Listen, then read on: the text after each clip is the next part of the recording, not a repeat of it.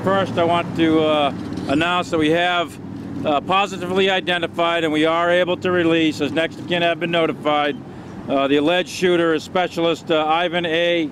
Lopez. He is 34 years old, originally from Puerto Rico.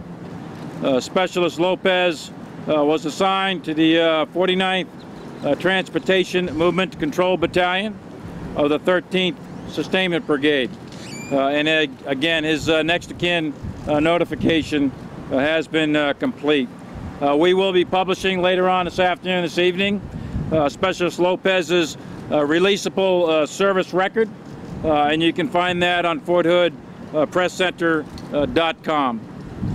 In regards to Specialist Lopez's medical status, out of respect, as you can understand, for his family and the integrity of the ongoing investigation, I will not say anything further than the comments that I made yesterday. As for the investigation, Criminal Investigation Division of the United States Army continues as the lead investigating agency, and they are right now synchronizing all of the investigative work of the federal, state, local, and Army agencies throughout Fort Hood and the surrounding area. They are interviewing witnesses, and that is an ongoing and active investigation. I would ask that everyone avoid speculation about the incident and let the investigation and the investigators take their course. Many of those soldiers are also witnesses, and I would ask the media, for due respect of the integrity of the investigation, to try to stay clear of soldiers who may have been witnesses. And as I stated last night, at this point, we have not yet ruled out anything whatsoever, and we are committed to letting the investigation run its course, but we have, again, no indications at this time of any links to terrorist organizations of any type, either national or international. Currently, we have 16 wounded soldiers, and as we said yesterday, 4 killed, the shooter, and 3 victims. Of the 16 soldiers, 9 of them are at Scott and White currently, and 3 are at Darnell. 4 of the soldiers have already been released. He was transferred to Fort Hood from Fort Bliss. He was assigned to a unit at Fort Bliss, Texas. He was reclassified into another MOS while he was at Fort Bliss. He was an infantryman. He reclassified into 88 Mike, a vehicle operator, and he came to Fort Hood under that MOS. He was not being transferred here to be assigned to the WTU. We have very strong evidence that he had a medical history that indicates unstable psychiatric or psychological condition. Going through all the records to ensure that that is in fact correct, but we believe that to be the fundamental underlying causal factors. It was mentioned yesterday there may have been a verbal altercation with another soldier or soldiers, and there's a strong possibility that that in fact immediately preceded the shooting. But we do not have that definitively at this point, but we do have strong indications of that. There were several instances here of clear heroism. I would cite that female MP. We're not going to release her name yet.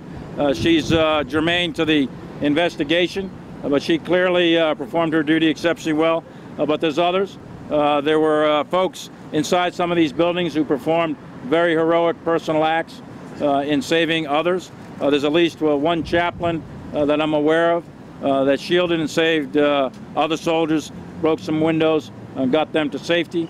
I think the performance of the medical staff, the initial performance of medical staff at Darnell was exceptional, and I've seen a lot of medical staffs perform in combat, and the performance at Darnell and the performance of Scott and White easily rose to those levels of combat standards. So there's an awful lot of heroism out there, and yes, she did fire a weapon. Yeah, she responded to the scene. Let me back up. At 16:16 hours yesterday is the first 911 call. That call was made by 2 wounded soldiers who in and of themselves demonstrated heroism and presence of mind to go ahead and make a 911 call, and I've talked to both of them down at Scott and White. The shooting began just a few minutes prior to that, and they were able to get that call. She arrived with her vehicle at 16:20 hours. She arrived 4 minutes after that 911 call. And she began working the scene with other law enforcement that began to show up.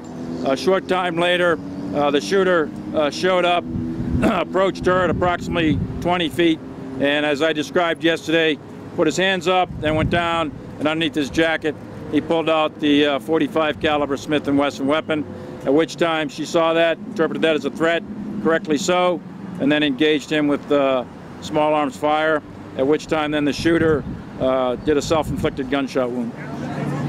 She was not wounded. Well, mental health issues are the most vexing issues from my perspective in terms of how do we identify people who have genuine problems that need to be treated and that they need to be helped with.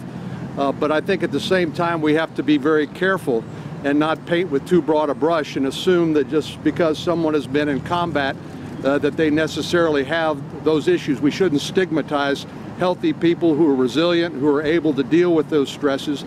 We ought to identify those people the best we can who do need help and get them the help that they need.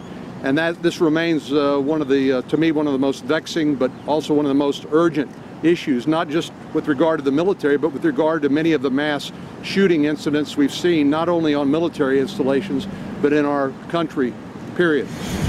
Well, the debate about and discussion about how to appropriately deal with veterans and active duty military's mental health issues is one that's been ongoing for at least the last 13 years with special intensity because of Afghanistan and Iraq.